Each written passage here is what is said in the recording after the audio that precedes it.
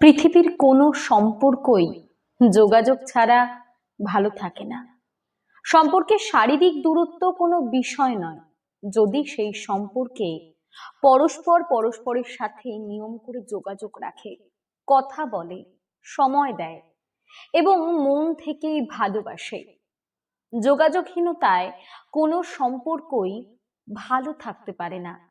সম্পর্কে একে অপরকে ভালোবাসলে এমনিতেই যোগাযোগের পথ মসৃণ হয়, কিন্তু দিনের পর দিন কথা না বলে, দেখা না করে, অনিয়মে কোনো সম্পর্কই বেশি দিন টিকে থাকে না।